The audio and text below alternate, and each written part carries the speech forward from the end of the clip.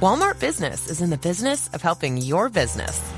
Regardless of whether you're building bridges, building spreadsheets, or building lesson plans. Ooh, that looks fun. Walmart Business can help save you time, money, and hassle so you can focus on what you're building instead of what your supply closet is missing. In short, we take care of business so you can do more with yours. We're the Walmart you love, now for your business. Learn more at business.walmart.com. The Bleacher Report app is your destination for sports. Right now, the NBA's heating up, March Madness is here, and MLB is almost back. Every day there's a new headline, a new highlight, a new moment you've got to see for yourself. That's why I stay locked in with the Bleacher Report app. For me, it's about staying connected to my sports. I can follow the teams I care about, get real-time scores, breaking news, and highlights all in one place. Download the Bleacher Report app today so you never miss a moment. Hi everyone, it's Jim here. We're taking a short break while we prepare for the next season of the podcast. And so we're using the opportunity to revisit some of our favourite interviews. This week is from Australian rules football coach Damien Hardwick.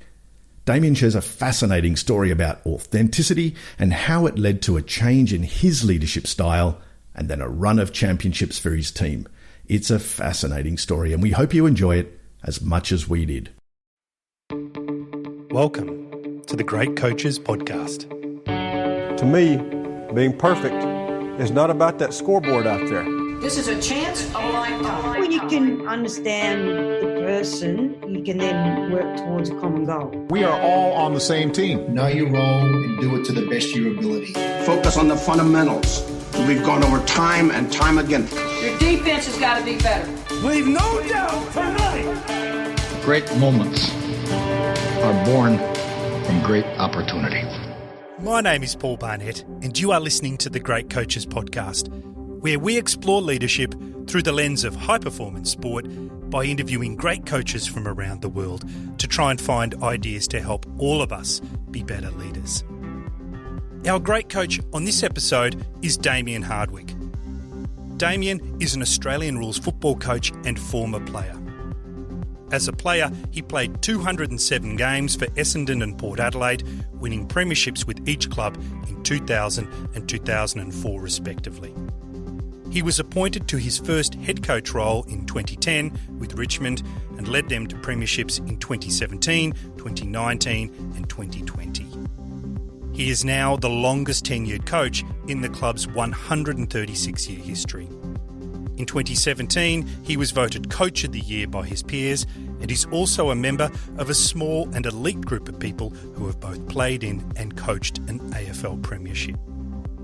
Damien's journey as a coach has been documented in books and in documentaries, and in this interview he takes us through the key inflection points that led him to changing his philosophy and then ultimately leading his team to 3 premierships. It's a terrific story. There are so many highlights, and here are just a few that stayed with me afterwards.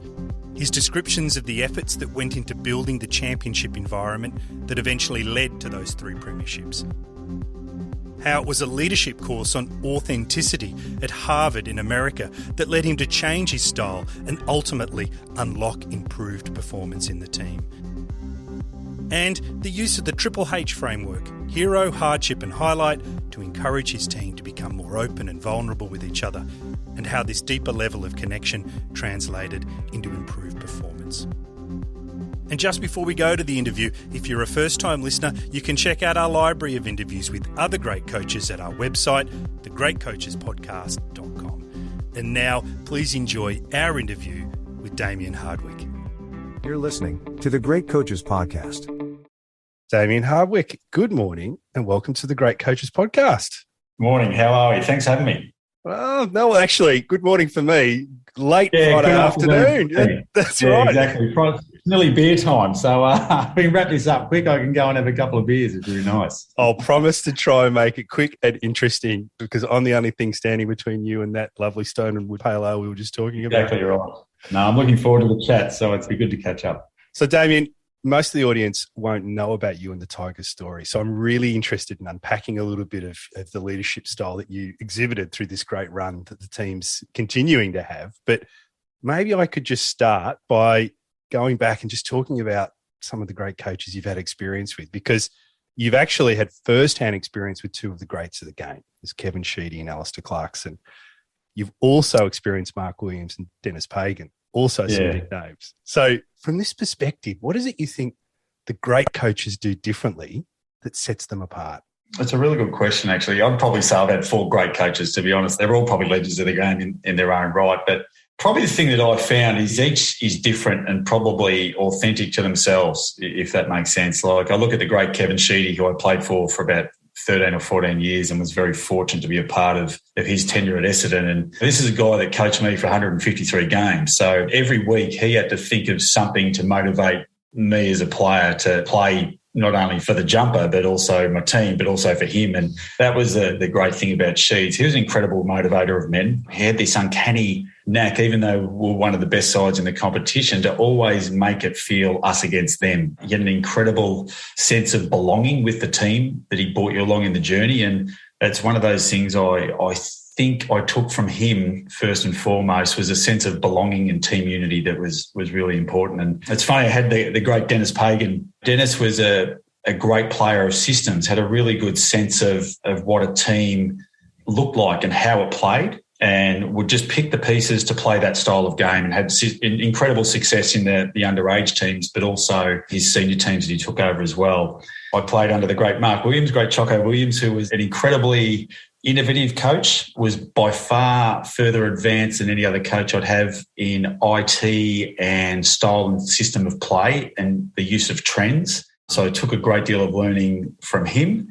And then probably the guy I probably base most of my coaching off, the all-time great Alistair Clarkson, who obviously just finished up last year, but four-time premiership coach. And one of the things that Alistair was very good at, and I've hopefully taken into my coaching, is his ability to storytell and link a story with the journey of the team. And I think that was his great strength. Don't get me wrong, incredibly intelligent, smart guy, but the way he could bring his people along for the ride was second to none. And I think that's why I'll go down as one of the all-time great coaches of not only AFL, but modern sport. So talking about all-time great coaches, you're well on the way yourself. You're now the most tenured coach in Richmond's 136-year history. There's not a lot of sporting organisations around the world that have that kind of history.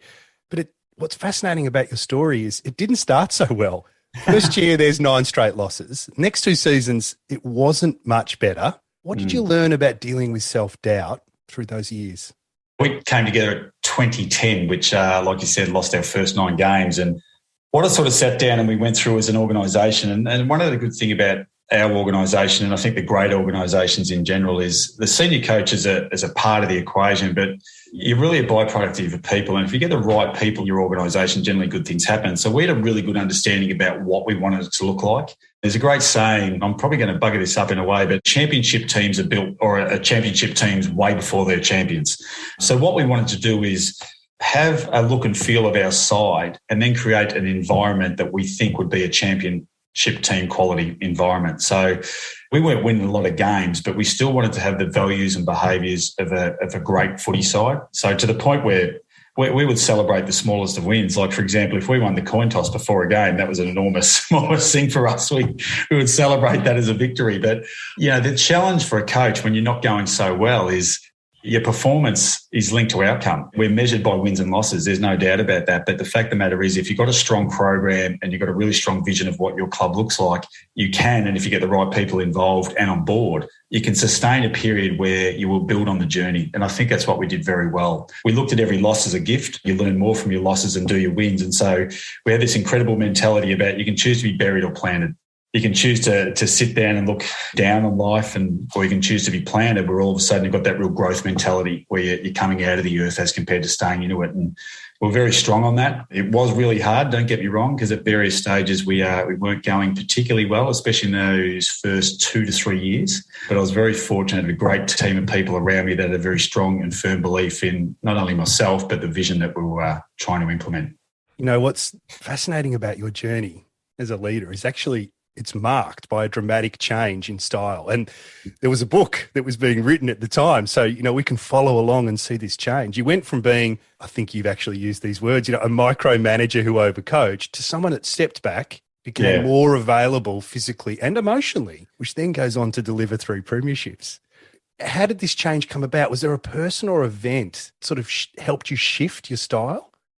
Yeah, it was and as you said, it's probably a little bit well documented, but we made 3 final series from 13, 14 and 15, but we got bundled out in the first round of the finals every year. And 2016, I probably made a decision to be more, not so much not me, but I decided to be harder on my team. I thought, well, you know what, we haven't quite got where we need to go, and I'm going to create an environment where it's hard and tough and not so much fun. But what ended up happening, it ended up becoming a really negative environment, and it was purely based off fear. And you know what happens if you sit there and you think about when you're at your very best, it's when you're most relaxed and you've probably got a smile on your face and you're not thinking about the fear of outcome. You're just thinking about the process involved. When I created an environment at that stage where it was purely based off outcome, so it created tension and anxiety, and players were nowhere near performing at their best. So I created this fear culture within our footy club. And I was very fortunate. Our CEO at the time and president at the time, Brendan Gale and Peggy O'Neill, there was a leadership course over at Harvard called Authentic Leaders. And you went over there and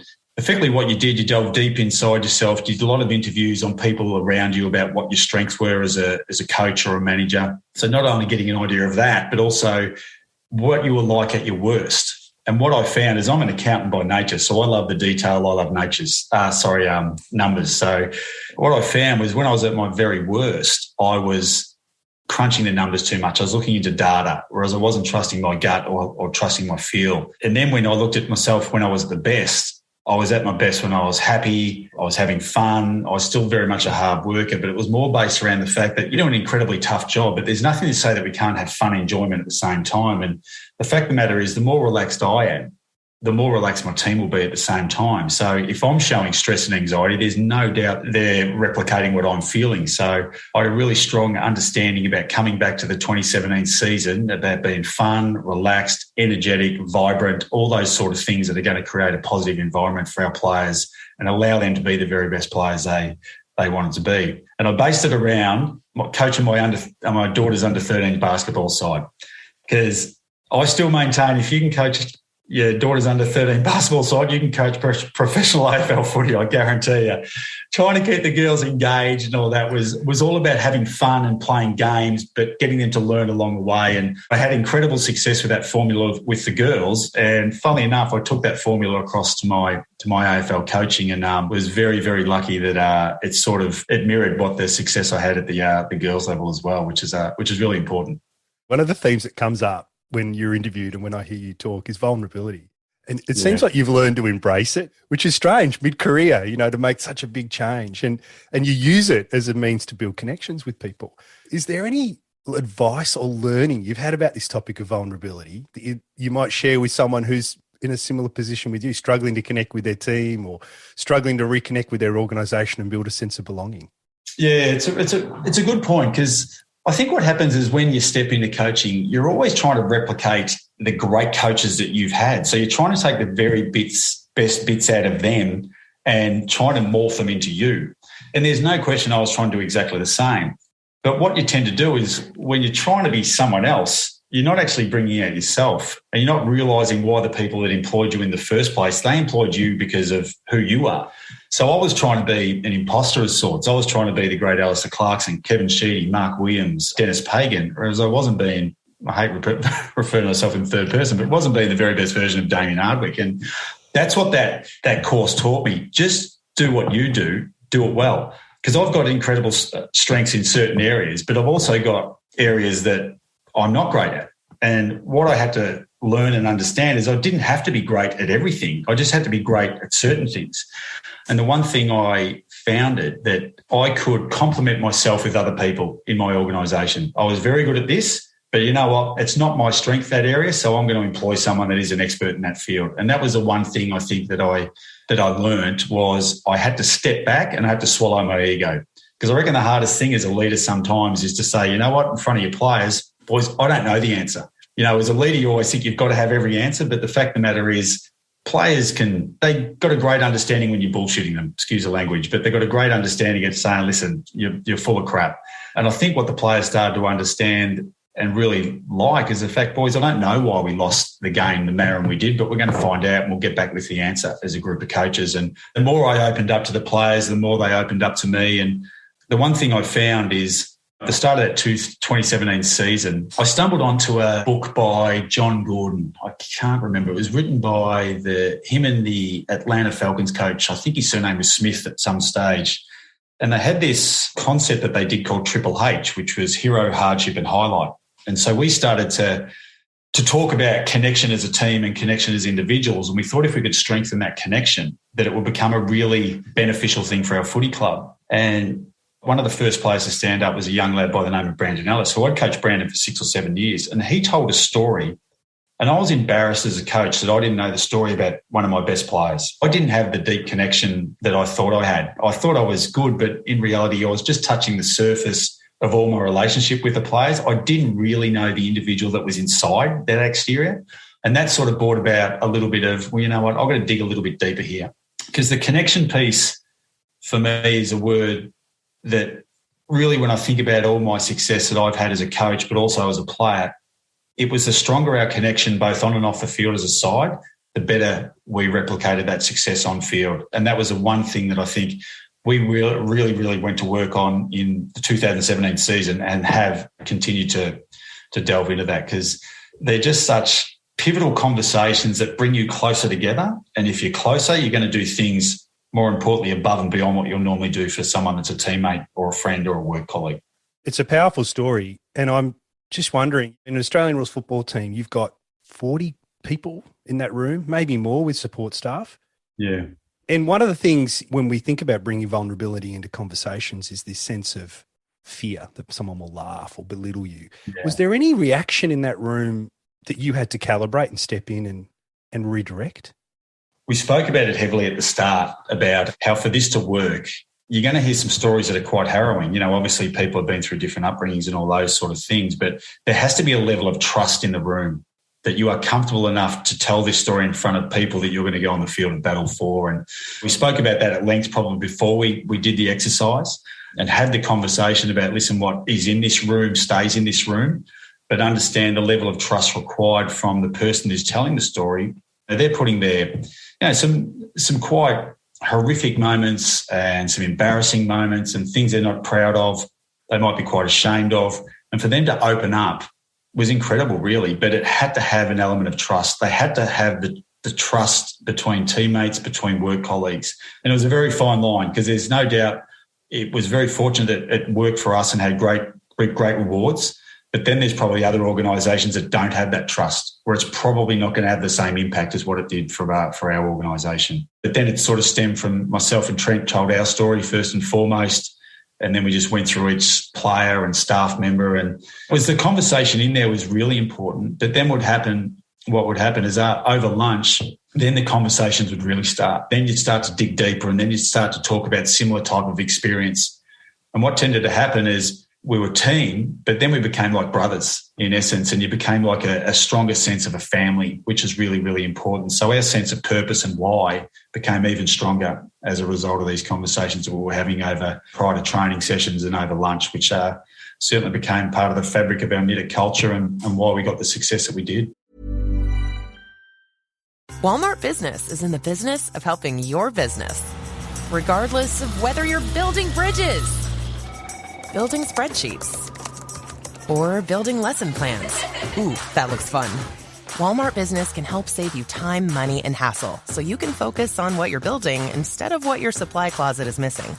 In short, we take care of business, so you can do more with yours. We're the Walmart you love, now for your business. Learn more at business.walmart.com. The Bleacher Report app is your destination for sports. Right now, the NBA is heating up, March Madness is here, and MLB is almost back. Every day there's a new headline, a new highlight, a new moment you've got to see for yourself. That's why I stay locked in with the Bleacher Report app. For me, it's about staying connected to my sports. I can follow the teams I care about, get real-time scores, breaking news, and highlights all in one place. Download the Bleacher Report app today so you never miss a moment.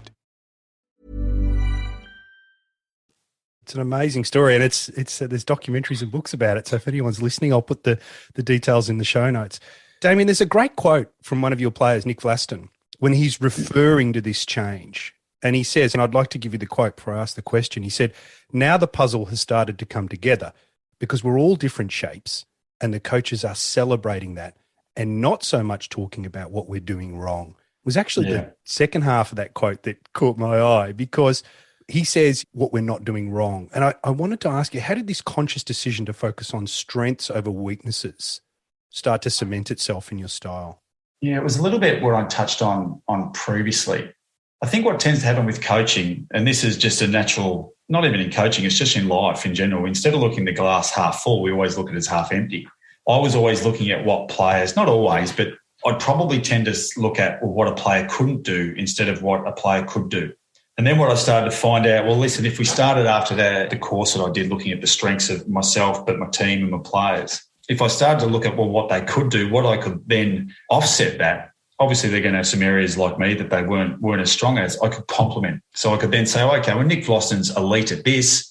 This is probably the area that he's 20% that he's not as good, but Basher Hooley makes up for that.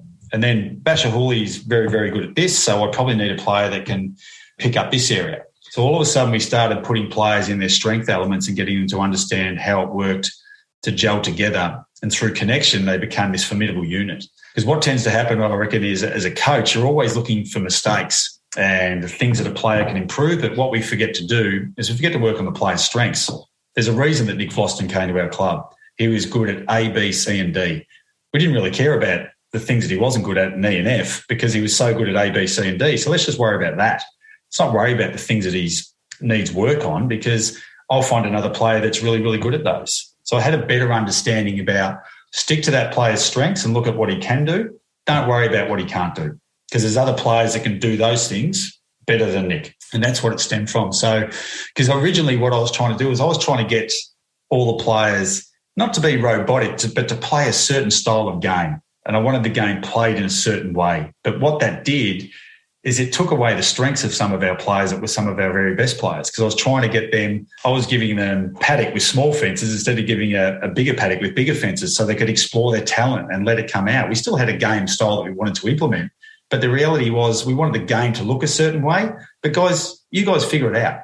You've got these strengths. Let's make sure we see them and let's play to them. I understand that not only did your leadership style change, but also the game plan. And it was actually, if I'm reading this right, it was a game of Connect 4 with your daughter that got you to override a game plan, which then leads to 3 premierships. So I think I better ask about that game of Connect 4. Yeah, it was funny. Connect 4 in the Hardwick household was it was a trial of passage, I reckon. Like as soon as you could, it was a big step. So my daughter was playing with, and I was getting frustrated because I'd sit there and I'd look at it all and all this sort of stuff, and I was being aggressive and assertive and all that sort of stuff. And then I'd look at it, and next thing you know, she'd win or she'd draw. And it was funny. I sort of looked at the end, and she'd always shit me really, because she'd give me a hard time, and I'd always think I'd always make an error. But what she sort of stumbled upon and what I sort of stumbled on a result is I was always being aggressive, trying to win. What she was doing is she was nullifying, but then she'd see I'd make a mistake, and then she'd pounce on the mistake, and then she'd win. So she either had a draw or would win, or I'd either win or lose sort of thing. And mainly it was losing. So it's funny, we sort of stumbled on that. And then we sort of thought, well, listen, we could take this into our game plan. Like, end of the day, offensively, every player that comes into our system, they can play the game. So offensively, they can kick, mark, handball. They've got a really good understanding of that. But a lot of the sides and a lot of the kids that come in, they can't really defend that well. So we devised a system of play that would allow us to defend really, really well. And then once we won the ball back, well, guys, offensively, go and do what you do. We don't have to train that because you guys have been playing it your whole life. So it was a really good strategy, and based around that Connect 4 game, it sort of really, really kickstarted the strength of our defensive system, but more importantly, our style of game as well. So we've got a Harvard course on leadership and a game of Connect 4 coming together to form a mental image that leads to 3 premierships. Fantastic. That's right, 3 premierships based off those 2 tracks. Yeah. Damien, your communication style, it's hard to know because I've never been in the room. I've only seen footage. Yeah. But your communication style seems to be marked by patience. You seem to take the time to offer clarity by adding context and honesty. You use questioning to check for understanding. It's almost like a teacher in some of the footage. How has this evolved as your career has progressed? Has it always been this way, or was that also something that changed and evolved? I never saw myself as a coach. It was quite funny that Alistair Clarkson, who was a great mate of mine, he could probably see it before I saw it, if that makes sense, because we had kids similar age. So I used to really, really enjoy teaching my kids, but I also used to enjoy teaching the sports, like whether it was netball, basketball, all those sort of things I hadn't had any experience in. But you could see that I had this probably understanding about how to tease the answers out of kids. Like at the end of the day, you think about your very best teachers, they're not the guys that stand up the front and tell. You lose interest with that, but it's always the teachers that engage and get you to answer the questions, and you feel like as if you're bringing something to the class. Those are the sort of teachers you always remember. And I thought that's what I wanted to coach like. I wanted to get the players to come along the journey. I wanted to feel as if every time I present in front of the playing group, it was like a production of sorts. So the players would walk out, wow, that was quite enthralling. So it's funny, our change rooms, and people come down there all the time. Yeah, we're a professional organisation playing in front of 100,000 people, but it's dead set like an episode of Seinfeld. Because once again, we work hard and we train hard. We've got a great understanding of how we play, but we want to be relaxed. We want to have the guys having the most relaxed environment so they can bring about their best. We don't want to create this enormous sense of anxiety or stress where the players start to feel tight. We want them to be loose when they go on the field. So a lot of my coaching will be based around, I'll start off generally with a joke or a gag to loosen the mood, and then I'll just go over things that we've trained or the experience that we've had, the understanding that we've got what the game will look like. Not only look like, but also feel like is really important to our terminology as well. So those sort of things I've grown into my coaching, but I'd like to think that most of it stems from going back and thinking about when I was at my most engaged from a teaching perspective, what did it look like from those points? And it's generally the teachers that asked you the most questions and brought you along the journey as well, which is exciting to me. But that must have been, I imagine when you were younger, that wouldn't have been the type of coach you were playing for. I mean, you've listed some of the big names, but I'm sure it was a bit more fire and brimstone. Oh, definitely. And that's where it's changed. And I think that was one of the things that, like I said, I've been privileged enough to play under some of the great coaches, and Clarko was very much like that too. He was a teacher first and foremost. And I thought, well, he obviously had some great success like he did. So I built on that as well. But we're probably similar in the way that we taught our kids certain things. Like you think about when you're teaching your kids to ride a bike, it's getting them to figure it out, asking them questions, but then it's the experience of falling over and falling over and falling over. So listen, this is the drill. This is what we're trying to achieve. Go and have a try, then let's come back and let's talk about it. Not giving them the answer, because if you're giving them the answer, it might be the right one, but it mightn't necessarily be the best answer, so to speak. It's not how they best learn. So it took a little bit of trial and error, and some things might have taken a little bit more time to get the point across than it might have been just, listen, just do this. But once again, it's the buy-in and the journey that the players appreciate. They feel like they're part of the decision-making process, which I think is vitally important to the very best sides. So let's take that a step further then. So you try this approach, trial and error, questioning, guiding, coercing, cajoling, and then there comes a point where you've got to offer feedback, where it's just not working. What routines or methods have you found more effective at giving feedback in a more direct manner? Oh, like, for example, on game day, you have to be very direct. Listen, but once again, I will say, listen, this bit of your game that you're doing at the moment is not working. What is another alternative to that? Like give them a solution-based response, if that makes sense. Let them come up with the answer. Well, what about I try this? That's the answer I'm looking for. That's great. Picture it, feel it, let's go on and do it. Because the thing is with the players have got a better understanding of what the game feels like than you in the coach's box upstairs. So, and they generally know the response that is required, but sometimes they just might need a little prod about, listen, this isn't working. What do you think is another action that you might be able to do? Oh, this one? No, maybe something a little bit more A, B, or C. Oh, yeah, what about this? Yep, that's exactly what I'm looking for. What does it look like? Describe it to me.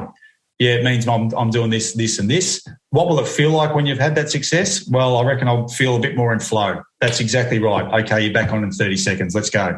Because it's a 1.5 minute conversation, but it's going to get a better result than you just yelling at a bloke down the line, you need to do this better. If they come up with a solution, they're more invested, and they're more importantly, they're thinking about what it looks like in their own head as they're talking to you, and they can picture it.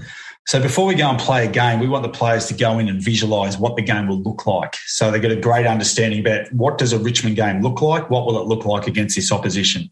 Okay, well, it'll look like A, B, C, and D. All right, what will it feel like? How will you feel if you're doing all those things we're speaking about? And they'll sit there and they'll discuss that.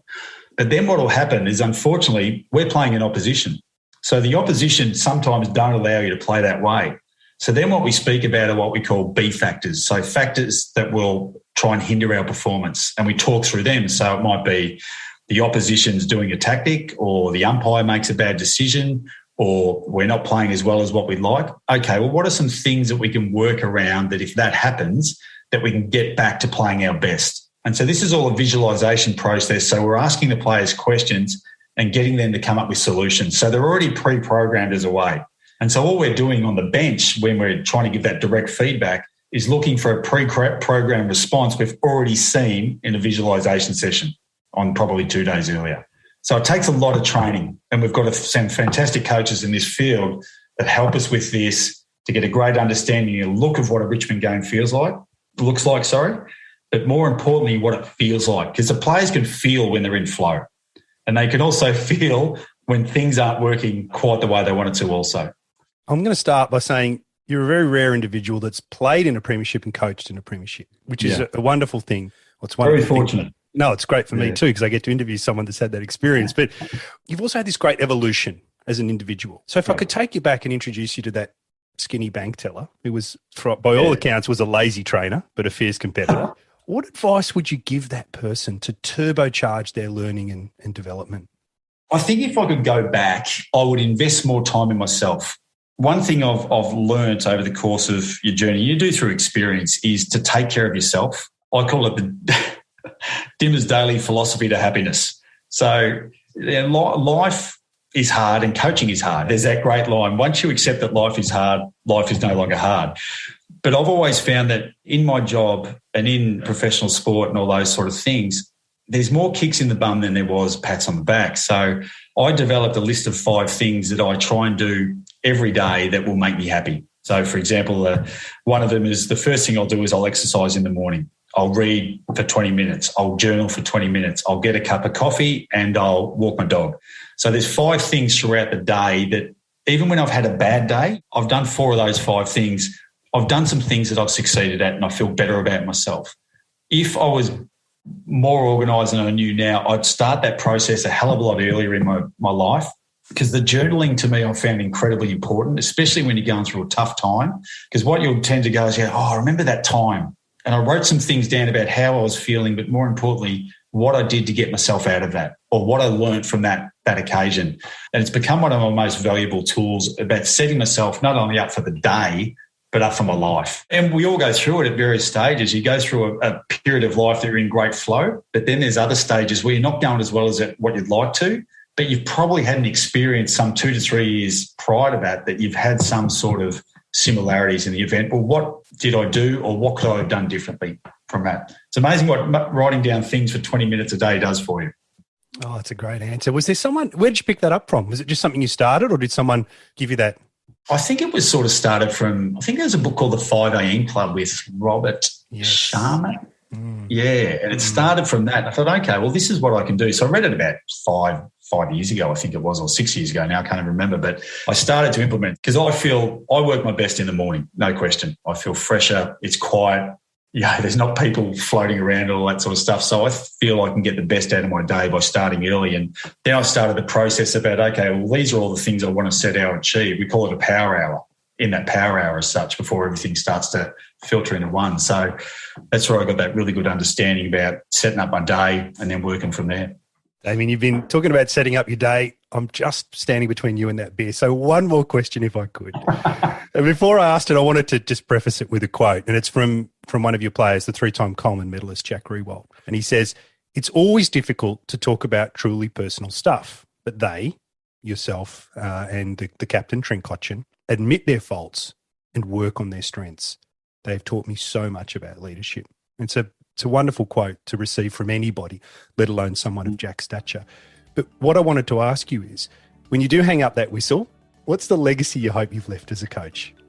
I think the thing that I'm probably most proud of, not only myself, our organisation, is we've created a great footy club, but we've created a great footy environment for people to go on and use the things they've learned from our organisation in their life moving forward. Hopefully they become better footy players, but more importantly, they become better men, better people. The great Doc Rivers, I think, he starts his year off every year by saying, my name's Glenn Rivers and I am human. I'm going to make mistakes. But that's the fact that that's life. We learn more from our periods of hardship than we do from our periods of sustained success. But those darkest times lead us to those periods of sustained success. So make sure you take the gifts of them and learn from them, which is the most important thing. It's easy to be buried, very hard to be planted most of the time. Being planted, Connect 4, Harvard Leadership. I think that's probably a great place for us to finish. Damien, thank you so much for your time on a Friday afternoon in Australia. It's been a real masterclass in leadership listening to you, and I wish you all the best for the season ahead. Pleasure, mate. Thanks for having me. Hi, everyone. It's Mike here, and you've been listening to the great coach, Damien Hardwick. Some of the key highlights for me were how he changed his approach from viewing players' weaknesses to strengths. His belief that you are most engaged when the teacher uses questions to bring you on the learning journey, and how he uses this in his coaching style. How he uses humor to lower anxiety and to help focus the team on his key messages. And the fascinating description of how he communicates with his players during the game, using questions and visualization. I hope you enjoyed it as much as we did. And just before we go, if you have any feedback, then please let us know. Just like Fabio Pagani, who after listening to our interview with Sue Inquist said, "Great podcast. Sue's view on building confidence, inclusion, and enjoying the grind of excellence are worth listening and practicing. Thank you to the Great Coaches team." Thanks, Fabio. The interaction with people around the world who listen gives us great energy. And so if you have any feedback or comments, please let us know. And all the details on how to connect with us are in the show notes or on our website, thegreatcoachespodcast.com.